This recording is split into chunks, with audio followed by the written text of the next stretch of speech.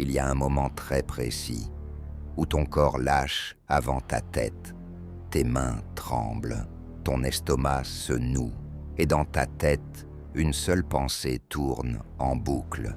Je ne vais pas y arriver. Tu connais ce moment. Peut-être que tu le vis en ce moment même. Tout tombe en même temps. Pas un problème, plusieurs.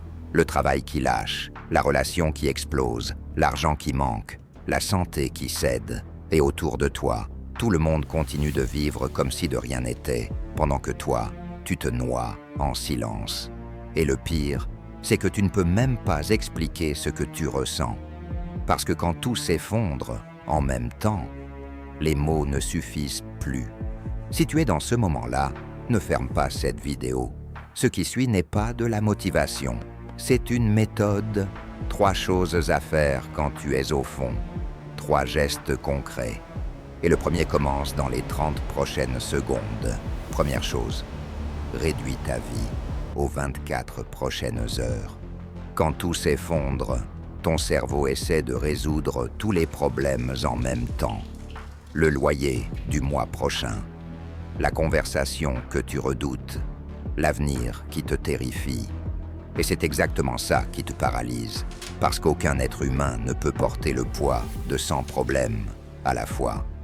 Alors tu vas faire une chose, tu vas réduire ton horizon à aujourd'hui, pas demain, pas la semaine prochaine, aujourd'hui. Tu te demandes une seule question, qu'est-ce que je dois faire pour survivre aux 24 prochaines heures? Pas résoudre, survivre. Marc Aurèle dirigeait un empire en guerre, ravagé par la peste, entouré de traîtres. Et chaque matin, il se disait la même chose. Ne te laisse pas submerger par l'ensemble. Fais ce qui est devant toi. Fais-le maintenant. Fais-le bien. Et laisse le reste. Un homme qui gouvernait le monde entier s'autorisait à ne penser qu'au jour présent. Tu as le droit d'en faire autant. Deuxième chose, trouve une seule action que tu contrôles. Une seule. Quand tout s'effondre, tu as l'impression de ne plus rien contrôler. Et c'est en partie vrai. Tu ne contrôles pas ce que les autres font. Tu ne contrôles pas ce qui est déjà arrivé.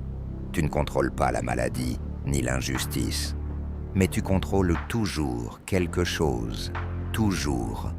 Peut-être que c'est ranger une pièce. Peut-être que c'est passer un appel. Peut-être que c'est simplement te lever et prendre une douche. Ça paraît ridicule. Mais ce geste minuscule est la chose la plus importante que tu puisses faire. Parce que quand tu agis sur une seule chose, tu brises le cycle de l'impuissance. Tu prouves à ton cerveau que tu n'es pas complètement paralysé. Et ce premier domino en entraîne un deuxième, puis un troisième. Et petit à petit, tu reprends du terrain. Épictète disait « Concentre toute ton énergie sur ce qui dépend de toi. Oublie le reste. Ce n'est pas de la résignation. C'est la stratégie de survie la plus puissante qui existe. » Troisième chose, fais l'inventaire de ce qui reste, pas de ce que tu as perdu. Quand tout s'effondre, ton cerveau ne voit que les pertes. C'est un mécanisme de survie. Il scanne les menaces. Mais ce mécanisme te ment, parce qu'il te cache tout ce que tu as encore. Alors prends un papier et écris physiquement ce qui n'a pas été détruit.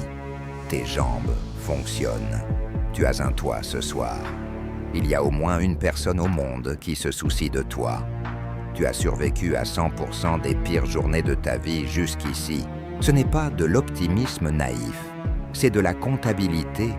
Et cette comptabilité te sauvera parce qu'elle te montre que le fond n'est pas le vide. Le fond, c'est du sol. Et le sol, c'est la seule chose sur laquelle on peut reconstruire.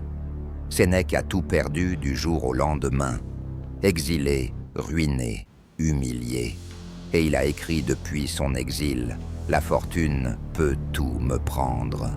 Mais ce que je suis, ce que je sais, ce que j'ai construit dans mon esprit, personne ne peut me le retirer. » L'inventaire de Sénèque n'était pas dans ses biens, il était dans sa tête. Et le tien aussi, dis-moi en commentaire.